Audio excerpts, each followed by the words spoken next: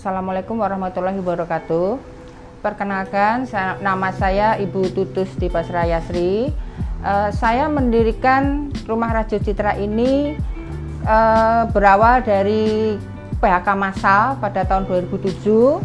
Kemudian saya mencari jati diri cukup lama ya, sekitar 2-3 tahun, sampai akhirnya saya menemukan rajut sebagai mata pencaharian, yaitu saya mulai merajut di rumah itu tahun 2010, tapi mulai mendirikan di sini, saya buka di sini tahun 2012.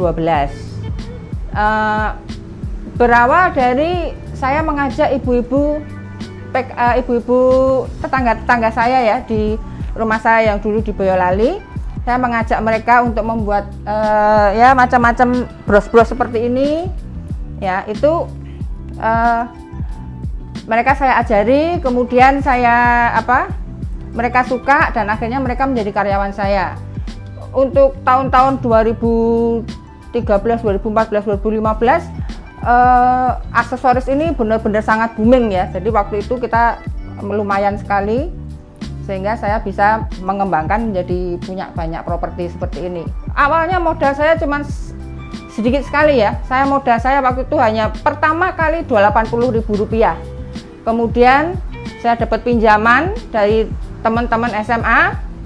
Waktu itu ada Rp900.000. Kemudian saya belikan benang semua. Saya ajarkan ke ibu-ibu tetangga-tetangga saya, dan lama-lama itu berkembang sampai modalnya sampai sebanyak ini. Modalnya hanya kurang dari Rp1 juta untuk semacam ini. Di awal, kenapa harus rajut?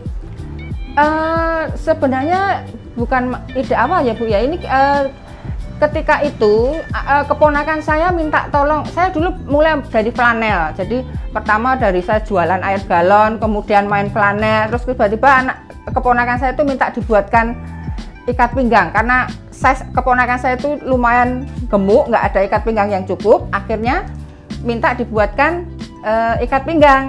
Nah, dari situ saya kan terus ingat, oh saya bisa ngerajut ya. Dan ternyata pada waktu itu rajut baru agak turun, jadi belum booming seperti sekarang ya, agak turun, sehingga saya coba itu dan ternyata pas, cocok ya. Jadi inspirasinya dari keponakan saya yang ingin dibuatkan ikat pinggang ya, karena size yang tidak ada di toko seperti itu.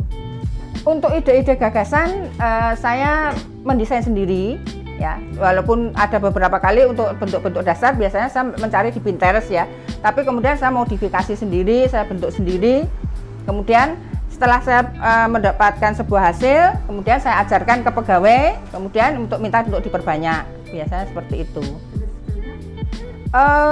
Kami mengawalinya dari bros-bros rajut ya, bros-bros rajut, kucir, kemudian ya waktu itu yang booming seperti itu, karena tahun 2012-2013 itu permintaan bros saja itu sebulan bisa ribuan ya, bisa ribuan. Sampai pada akhirnya sekarang semua sudah bisa membuat sendiri, akhirnya turun, saya berganti ke hal-hal yang lain. Tapi awalnya dulu itu dari aksesoris saja itu waktunya sudah nggak ada untuk yang lain-lain, karena setiap minggu itu saya harus setor minimal 1000 pieces ke bulan di Nana itu ya, grosir aksesoris itu saya setor ke sana itu seminggu sekali gitu, ada 10 gros, sekian gros semacam itu. Itu berlangsung sampai tahun 2014 akhir. Setelah itu booming, semuanya sudah bisa membuat sendiri. Akhirnya kita ya berinovasi kemana-mana, ke sepatu, ke ekoprint, sampai akhirnya saya ini kemarin ada anak mahasiswa minta tolong dibuatkan rajutan untuk Rono lah, itu malah menginspirasi saya. Akhirnya saya membuat sendiri ini gebyok, tapi nanti akan kami isi dengan rajutan-rajutan ini yang terbaru saya. Nah ya, kalau yang aksesoris tadi semuanya bisa banyak di Solo ya, jadi karena banyak didapat akhirnya jadi booming. Nah, tetapi untuk yang ini, untuk yang Rono ini, untuk ketersediaan di Solo itu hanya ada yang warnanya putih saja. Pewarnaannya belum ada. Jadi kalau kita mau mencari untuk yang khusus gebyok ini supaya agak lebih kekar, tampilannya agak lebih kekar gitu, kita harus mewarna sendiri. Ya, jadi kita harus mewarna sendiri. Nanti ada teknik pewarnaannya. Kebetulan saya bekerja sama dengan anak mahasiswa yang kemarin ini. Untuk segmentasi pasarnya, saya kebetulan memiliki komunitas teman-teman ya, rajut se-Indonesia yang sudah lama kita intens ya, selama mulai ikut festival payung 2015 itu saya mulai mengumpulkan teman-teman. Di situ saya sebagai inspirator ya, semacam misalkan payung ini adalah saya yang memulai ya, saya memulai membuat payung, kemudian menginspirasi teman-teman, akhirnya semua teman membuat payung. Nah, saya berharap juga nanti gebyok ini juga akan memberikan inspirasi kepada teman-teman supaya nanti pengrajin kayu juga bisa ikut menambang ini dari hasil rajutan ya. Jadi selama ini saya biasanya seperti itu, kemudian nanti saya mungkin sebagai supplier benangnya atau apa gitu. Ketika pandemi ini luar biasa anjloknya, karena hampir setahun saya vakum, tapi kebetulan ya terbantu dari anak-anak yang pesen-pesen untuk tugas akhir seperti itu. Kalau untuk penjualan hampir dikatakan 90% hancur. Tapi ya alhamdulillah masih ada dari mungkin jasa ya, dari segi jasa ada yang ini. Terus kemarin kebetulan waktu festival juga ada sponsor, itu cukup menolong lah di masa pandemi ini. Rencananya untuk gebyok ini saya akan menggunakan motif-motif batik. Jadi nanti setiap plong-plong ini mungkin ada motif batik kawung, atau mungkin batik model truntum, atau mungkin pereng ya, yang kira-kira mudah diaplikasikan ke gebyok ini. Menurut penjenengan, inovasi apa yang saat ini penjenengan lakukan? Bisa membuat hal baru yang nanti bisa menjadi trendsetter lah untuk teman-teman. Jadi misalkan ya, kalau dulu mulai dari payung, sebelum payung sepatu ya, sepatu itu juga dulu saya yang mengawali. Saya sepatu, kemudian saya mengajarkan ke banyak orang, kemudian mereka sudah bisa sepatu, saya payung, menginspirasi banyak orang, semuanya membuat payung. Nah sekarang yang terakhir saya mencoba untuk membuat gebyok rajut ini sebagai inovasi terbaru saya. Kalau untuk cara pembuatannya biasa saja ya, tidak ada jam-jam khusus karena rajut itu memang bebas di pengerjaannya, dan untuk limbahnya juga saya kira tidak bisa dikatakan sangat minimal sekali untuk masalah limbahnya. Untuk pengemasannya biasanya ya kita kemas sendiri. Kalau untuk produk rajut biasanya saya jualnya kan benang-benang seperti ini ya, jadi kemas biasa aja seperti ini. Ini kebetulan ada pesanan juga ke Amerika ya. Nah, dikemas seperti ini. Nah, dikemas biasa aja, kemudian kita paketkan karena kebetulan saya juga semuanya dicandak saja. Saya punya jadi outlet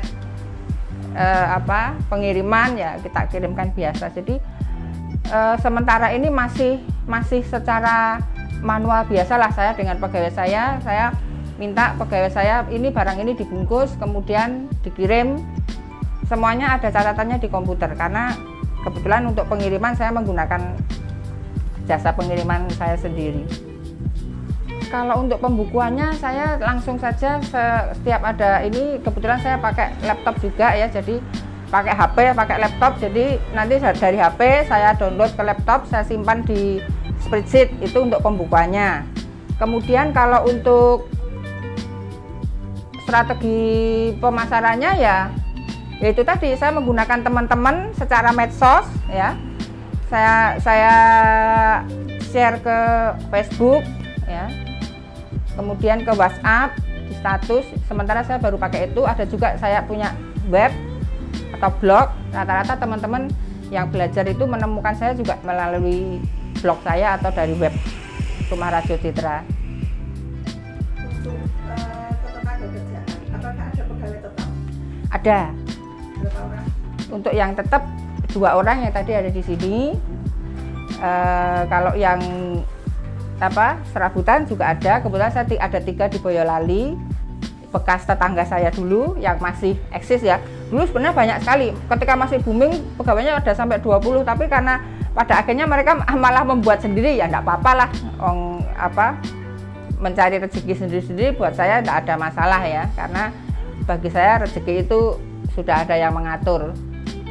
Untuk ini pegawai yang tetap pun masih sistemnya masih kekeluargaan, jadi ya untuk jam masuknya kalau disesuaikan dengan jam masuk ya sudah sebanding lah dengan UMR. Katakanlah kalau UMR itu untuk dari sekian jam, kalau di sini kan mungkin hanya beberapa jam dan pekerjaannya juga tidak terlalu ini, jadi seperlunya. Ya, kalau disesuaikan sudah tidak jauh berbeda lah kalau dibandingkan dengan UMR, tapi tidak full 1 inji. Iya. Apakah pegawainya sudah didaftarkan di BPJS Ketenagakerjaan? Alhamdulillah sudah.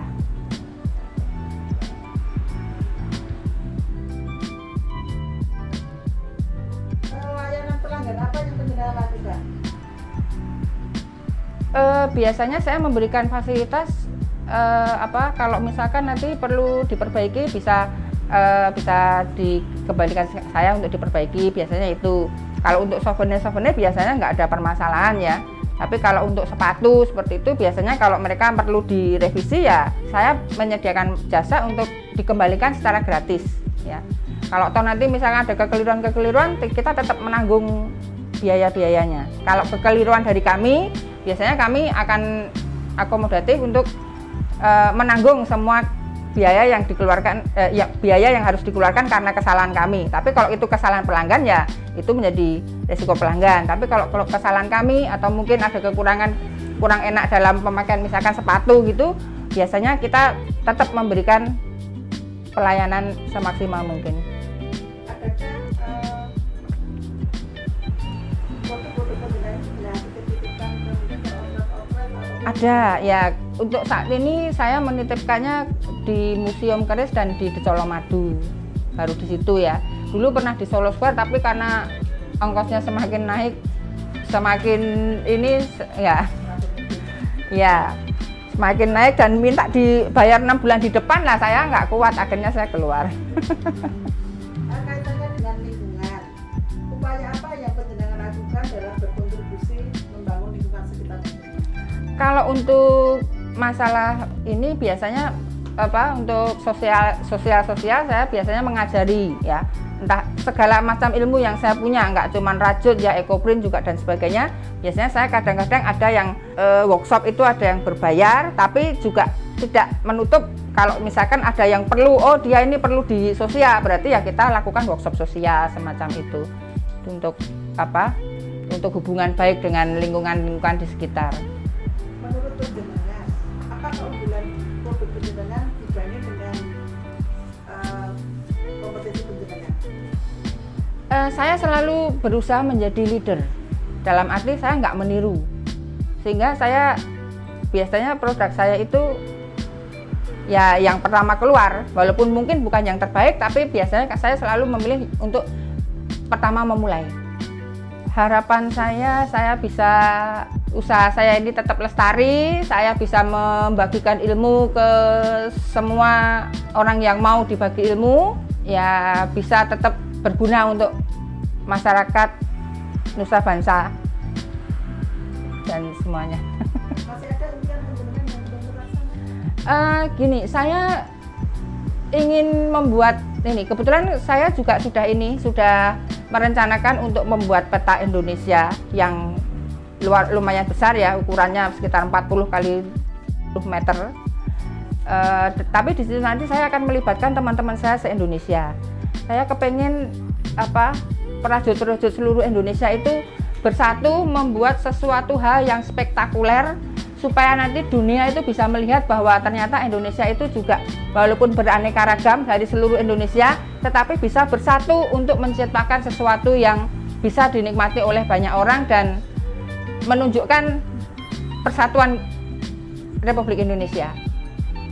Selanjutnya saya ucapkan terima kasih yang sebesar-besarnya kepada Dinas Perindustrian dan Tenaga Kerja Surakarta yang telah memberi kesempatan kepada saya untuk mengikuti Lomba Industri Innovation Award dan sehingga membuat saya menjadi lebih semakin terpacu untuk berinovasi lagi, mengembangkan kreativitas saya.